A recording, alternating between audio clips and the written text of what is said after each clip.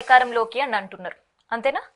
మరి అధికారంలోకి వచ్చేది మీరే అయితే ఎందుకు కేసీఆర్ బయటికి వస్తలేడు? 10 సంవత్సరాలు పాలించిండ్రు, అంతకుముందు తెలంగాణ కోసం కొట్లాడిండు. అసలు ఎందుకు మరి బయటికి వచ్చే పరిస్థితి? ఇప్పుడు జనాలు తిప్పలు పడుతున్నారు. ఇప్పుడు నా ప్రజలు అని చెప్పుకుంటుంటారు కదా, మరి మీ ప్రజలే తిప్పలు పడుతుంటే ఎందుకు బయటికి రాని పరిస్థితి? కేసీఆర్ గారు వచ్చి ఏం చేయాలి? కేసీఆర్ గారు వచ్చి ఏం చేయాలి?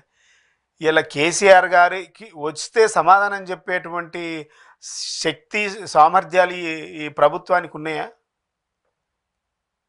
కేసీఆర్ గారు వస్తే వీళ్ళు అసలు నిలబడగలుగుతారా, తట్టుకోగలుగుతారా? ఇలా మీరు ఉన్న ఇద్దరికే సమాధానాలు చెప్పలేకపోతుండ్రు కదా. ఈ అసెంబ్లీలో హరీష్ రావు గారు కేటీఆర్ గారు మాట్లాడితేనే ఇలా మీరు సమాధానం లేదు కదా. మీ దగ్గర సమాధానాలు ఉన్నాయా? ఇలా మేము అడుగుతుంటేనే కదా మీకు ఇలా కాంగ్రెస్ వాళ్ళకు చక్కెర వచ్చినట్టు అవుతుంది. 6 గ్యారంటీలు అమలు ఏమైంది అన్నందుకే కదా మామూలు అక్రమంగా కేసులు పెట్టేది. 420 హామీలు ఏమైనాయి అన్నందుకే కదా మా మీద అక్రమంగా కేసులు పెడుతున్నారు. మీరు ఇచ్చినటువంటి హామీలు చక్కగా అమలు చేయట్లేదు అన్నందుకే కదా కాళేశ్వరము, మిషన్ భగీరథ, ఇవన్నిటి మీద టెలిఫోన్ ట్యాపింగు, ఇవన్నిటి మీద కేసులు బనాయించి ఎట్లనే చేసి టీఆర్ఎస్ పార్టీ క్యాడర్ను మానసికంగా దెబ్బతీయాలి, ఆత్మస్థైర్యం దెబ్బతీయాలని చేస్తున్నటువంటి ఈ ఎత్తుగడలో భాగమే కదా.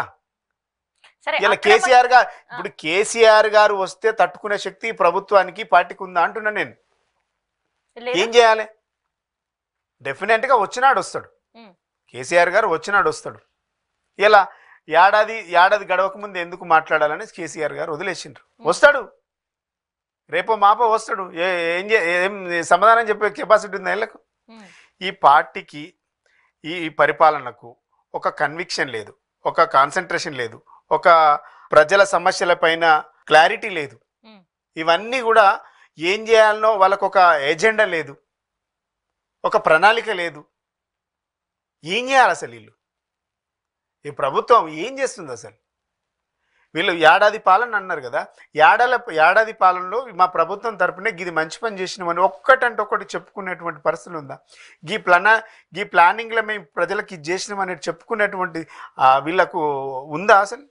చెప్పుకోవడానికి ఒక్క ప్రాజెక్టు ఈ 10 నెలల కాలం, ఈ 1 ఇయర్ పాలనలో ఈ ప్రభుత్వానికి ప్రియారిటీ ప్రోగ్రామ్ ఏదో తెలుసా అసలు?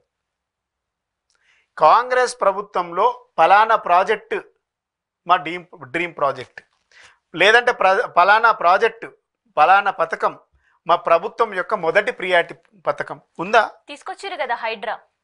ఇప్పుడు వాళ్ళు తీసుకొచ్చిండ్రు ఏంది? చెరువులను కాపాడడం కోసం వాళ్ళు తీసుకొచ్చింది 2 తెచ్చిండ్రు. ఒకటి హైడ్రా, ఒకటి మూసి, 3 లగచెర్ల అక్రమంగా కేసులు. ఇంతకు మించి వాళ్ళు ఏం తేలే. ఇలా మీరు హైదరాబాద్ను అంతా బుల్లోజ్ చేసుకుంటూ పోతే అసలు తెలంగాణ అంతా విధ్వంసం జరుగుతూ ఉన్నది. ఇలా రియల్ ఎస్టేట్ రంగం 30% పడిపోయింది, మొత్తం వ్యవస్థ అంతా కూలిపోయింది. రియల్ ఎస్టేట్ వ్యాపారులు అంతా దెబ్బతింటుండ్రు, పెట్టుబడులు లేవు కదా హైదరాబాద్లో. ఇలా ముఖ్యమంత్రి గారు ఏమన్నారు?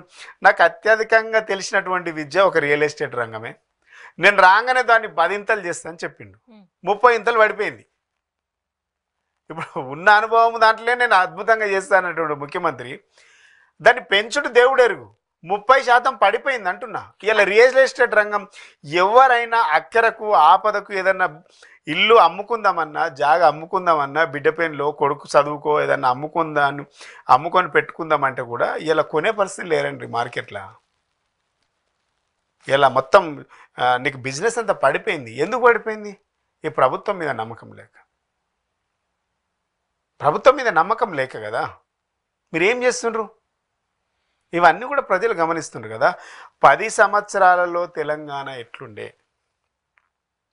ఈ 13 నెలల్లో తెలంగాణ ఎట్లుందో ఎవరిని అడిగినా చెప్తారు మీరు. 10 సంవత్సరాల తెలంగాణ ఎట్లుండే, 13 నెలల్లో తెలంగాణ ఎట్లున్నది, ఎట్లయితున్నది. ఎంత అంటే వీళ్ళకి ఏమైందంటే వీళ్ళ తొందరపాటు నిర్ణయాల కావచ్చు, లేకుంటే వీళ్ళకు అవగాహన లోపం వల్ల కావచ్చు, అంటే వీళ్ళ సమన్వయం లోపం లేదండి. ఎక్కడంటే ఒక జిహెచ్ఎంసీ కమిషనర్లు 3 మార్చిండంటే, 3 ఏడాదిలో 3 మార్చిండ్రు. రంగారెడ్డి జిల్లా కలెక్టర్లు 4 మార్చిండండి. ట్రాన్స్కో సిఎండీలను 3 మార్చిండండి. వీళ్ళకు శాఖల మధ్య సమన్వయం ఉందా? ఈ రోజుకు సోషల్ వెల్ఫేర్ మంత్రి లేడు, ట్రైబల్ వెల్ఫేర్ మంత్రి లేడు, హోంశాఖ మంత్రి లేడు, మైనార్టీ వెల్ఫేర్